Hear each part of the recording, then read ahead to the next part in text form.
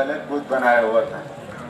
तो एक मौका ऐसा आया कि सारी कौम किसी मेले के लिए, किसी जश्न के लिए इकट्ठी होकर बाहर चली गई। आप उसके बुत खाने में दाखिल हुए और दाखिल होकर उन बुतों को सबको तोड़ दिया। किसी के टांग तोड़ दी, किसी का हाथ तोड़ दिया, किसी का सर काट दिया, किसी को उल्टा फेंक दिया। और जो उनमें सबसे बड़ा बुत था उसके कंधे पर कुल्हाड़ी को रख दिया। अब वो जब कौम वापस आई और आकर उन्होंने अपने माबूदों का हाल देखा कि जिनकी हम जिंदगी भर इबादत करते आए, हमारे आबा व अजदाद जिनकी इबादत करते थे, जिनकी इबादत पर हमारे आबा व अजदाद ने बहुत ताकीद की थी, इसका ये क्या हाल कर दिया। तो अब इब्राहीम अलैहिस्सलाम को दावत देने का मौका मिल गया। अब वो उनको समझाने लगे कि देखो ये तुम्हारे माबूद हैं, ये तुम्हारी ज़रूरतों को पूरा करते हैं, और ये जो बड़ा तुम्हारा खुदा है, ये जो बड़ा बुत है, कि मालूम होता है कि ये नाराज़ हो गया है और नाराज़ होकर इसने कुल्हाड़ा पकड़ा है और सबको इसने मार दिया है।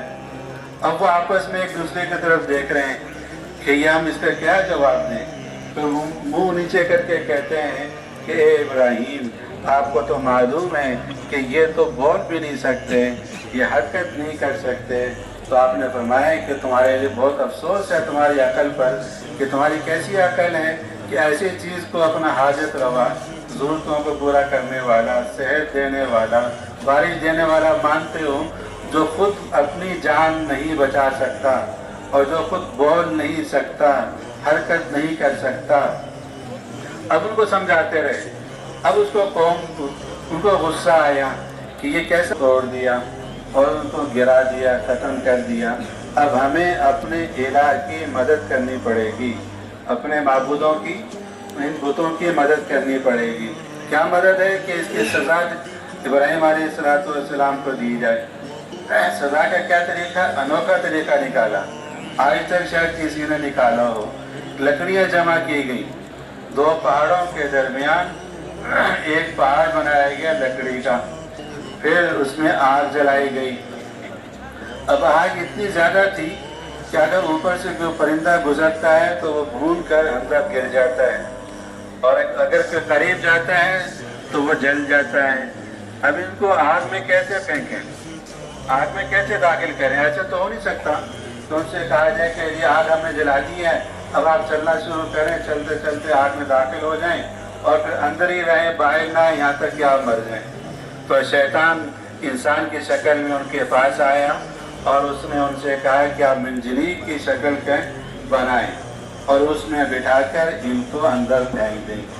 तो उन्होंने आपके हाथों को बांधा और मंजनीक पे बिठाया और उस पर बिठाकर आग के अंदर फेंक दिया। अब आग जो तपिश है उसके अंदर, आग की खासियत जलाना है और इस वक्त वो जला भी रही है, तपिश भी है।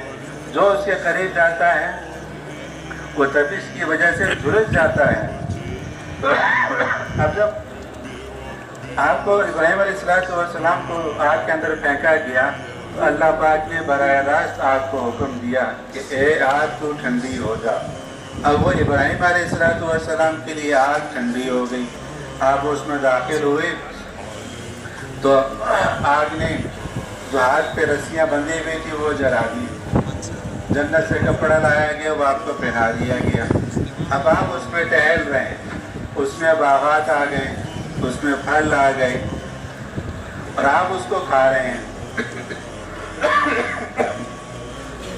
अब अगर कोई उसके कौम के, नमरूद के कौम के अपने अंदर आता, करीब आता, उसको तो आग जला रही है, लेकिन इब्राहीम अलैहिस्सलाम को आग कुछ नहीं कह रही। अब फिर समझाते रहे, अपने कौम को दावत देते रहे, कौम को समझ में नहीं आई। फिर अल्लाह ताला ने एक लश्कर भेजा, अजीब किस्म का लश्कर था कि मच्छर भेज दिए। अब मच्छर आता और इनके फौजियों को काटता, जिसको काटता वो मर जाता। एक लंगड़ा मच्छर नमरूद के नाक में घुस गया, जाके दिमाग पर बैठ गया और दिमाग में काटने लगा। اس کاٹنے کی وجہ سے اس کے سر میں شدید درد ہو گئی اور وہ اتنی شدید تھی کہ وہ مرنے کے قریب ہوتا. تو اس کا کیا علاج نکالا گیا کہ اس کے سر پہ جوتا مارو. اگر سر پہ جوتا مارتے تو مچھر وہ آرام سے بیٹھ جاتا اور پھر دوبارہ کاٹنے لگ جاتا. اب وہی نمرود، وہی دربار اس کا، پہلے یہ تھا کہ جب کوئی دربار میں داخل ہوتا تو داخل ہو کر وہ ان کو سجدہ کرتا، اور جو سجدہ کرتا وہ اس کے مقرب ہوتا، اس کو انعامات دیے جاتے اور اس کو نوازا جاتا. لیکن آج کیا ہے کہ آج جو بھی داخل ہو رہا ہے اس کے لیے حکم یہ ہے کہ پاؤں سے جوتا اتارے، جوتا اتار کے اس کے سر پہ مارے. اور جو جتنے زیادہ جوتے مار رہا ہے، جتنے زیادہ قوت سے مار رہا ہے، آج وہ اس کے زیادہ مقرب ہے اور آج اس کو زیادہ انعامات مل رہے ہیں. تو یہ عزت اور ذلت یہ اللہ تعالیٰ کے ہاتھ میں ہے. اللہ تعالیٰ ابراہیم علیہ السلام کو عزت عطا فرما رہے ہیں، عزت میں بڑھاتے جا رہے ہیں. اور فرعون نمرود کو اور اس کے لشکر کو باوجود ہے کہ ان کے پاس ملک ہے، ان کے پاس خزانہ ہے، ان کے پاس فوج ہے، سب کچھ ان کے پاس ہے اور ملک میں ان کی بات چلتی ہے، لیکن جب انہوں نے نبی کی دعوت کو نہیں لیا تو اللہ تعالیٰ نے اس کو نظام کو الٹ کر دیا. اب ابراہیم علیہ السلام کی عزت بڑھ رہی اور اس کی عزت گھٹ رہی اور وہ ذلیل ہو رہا ہے، اور اسی حالت میں وہ مر گیا. تو وہ مدد نصرتیں جو اللہ تعالیٰ نے انبیاء علیہ السلام کے ساتھ کی تھی وہ اس امت کے ساتھ بھی ہو سکتی ہیں. شرط یہ ہے کہ یہ امت دعوت والے کام کو ویسے ہی کرے جیسا کہ حضرت محمد صلی اللہ علیہ وسلم کر کر دکھا کر گئے. جب تک یہ امت دعوت کے کام پہ لگی رہے گی تو یہ امت کبھی ہلاک نہیں ہوگی. اللہ تعالیٰ اس کی حفاظت فرمائیں گے اور اس کو ترقی عطا فرمائیں گے. اور ہمیں دعوت کیسے دینی ہے؟ جیسے کہ حضرت محمد صلی اللہ علیہ وسلم نے دی اور آپ نے صحابہ کو سکھائی اور صحابہ اس دعوت میں لگے. مکہ مکرمہ کے زمانے میں جو شخص بھی کلمہ پڑھ رہا ہے لا الہ الا اللہ محمد رسول اللہ، وہ فوراً دعوت کے لیے کھڑا ہو رہا ہے اور فوراً دعوت دے رہا ہے، لوگوں کو اللہ کی طرف بلا رہا ہے.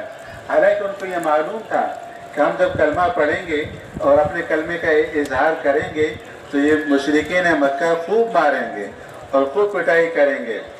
لیکن دعوت وہ کلمہ پڑھتے ہی ان کا ایسا جذبہ بنتا تھا کہ وہ فوراً دعوت میں لگ جاتے تھے. حضرت بلال رضی اللہ عنہ یہ غلام تھے اور جب یہ اسلام لائے تو اپنے کلمے کا اپنے اسلام کا اظہار کیا اور زبان سے احد احد کہتے تھے. احد کا مطلب کیا ہے کہ دنیا میں کرنے والی ذات صرف ایک ذات ہے، ایک اللہ تعالیٰ کی ذات ہے. اس زمانے کا دستور یہ تھا کہ 360 بت تو بیت اللہ کے اندر رکھے ہوئے تھے. ہر حاجت، جتنی بھی انسان کی حاجتیں ہیں، ہر حاجت کے لیے الگ الگ انہوں نے بت رکھا ہوا تھا اور وہ اس کی عبادت کرتے تھے. اور یہ کہتے تھے کہ نہیں، 360 بت جو بیت اللہ میں رکھے ہوئے ہیں یا اس کے علاوہ ہیں، ان سے کچھ بھی نہیں ہوتا، صرف ایک اللہ سے ہوتا ہے. تو اس دعوت دینے پر ان کو تکلیف دی جاتی، ان کو مارا جاتا، ان کو پیٹا جاتا، لیکن وہ اس پہ صبر کر رہے ہیں اور اپنے دعوت سے، اپنے کلمہ سے ایک انچ بھی پیچھے نہیں ہٹے.